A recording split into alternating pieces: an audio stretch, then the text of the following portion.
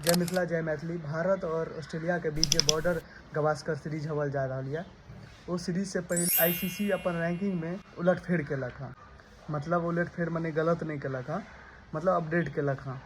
भारत जो छला test ranking में पहिलुक नंबर पर छला। अपडेट के बाद भारत दोसर नंबर पर आबि गेल और ऑस्ट्रेलिया जो है दोसर नंबर पर छला तो पहिलुक नंबर पर आबि गेल। ई अहाँके एहि दुआरे देखे के लेल हाँ, पता है तो अपन घरे में 3-0 से मैच हारला न्यूजीलैंड से। ताहि दुआरे या जे छै पहिलुक स्थान से दोसर नंबर पर चलि गेलथि। आब इंडिया के लेल बहुत जरूरी है ई सीरीज जीतनाइ। सम्मान के लेल आब युद्ध हेतै।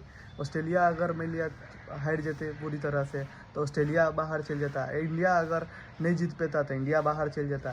तो आब हेतै सम्मान के युद्ध। और दोसर बात, ई डाउनफॉल जो एले हैं इंडिया टीम में, वो किया एले ओकर रीजन अहाँ के सामने हम प्रस्तुत करै छी।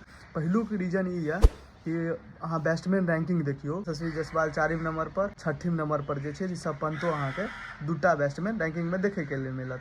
लेकिन वो जे रैंकिंग है छले ना, दोसर तेसर पहिलुक नंबर पर इंडिया के रहे छले पहले। विराट कोहली, रोहित शर्मा ई सब रहे छलकै। लेकिन आब अहाँ के ई चीज नहीं है, ताहि दुआरे इंडियन टीम में जैसे डाउनफॉल देखे के लिए मिलल है। और दोसर बात, बॉलर के रैंकिंग देख रहा है, फास्टर एक गो देखेबे अहाँ। ऑलराउंडरो में फास्टर के कतो नामे निशान नहीं है। तो एते डाउनफॉल नजर आबै छै कि विदेशी पिच पर, हालांकि सीरीज में पिच पर में हारलथि। ज्यादातर मैच जे छै विदेशी पिच पर पहिलेयो इंडिया हारै छलथि और एखनो हारि रहल छै। ओकर रीजन छै सिर्फ फास्टर ऑलराउंडर और फास्टर के नहीं भेनाइ। आगाँ देखियो की होइ छै गवास्कर सीरीज में, और अहाँ सब कहब जरूर कि के जीतत। जय मिथिला।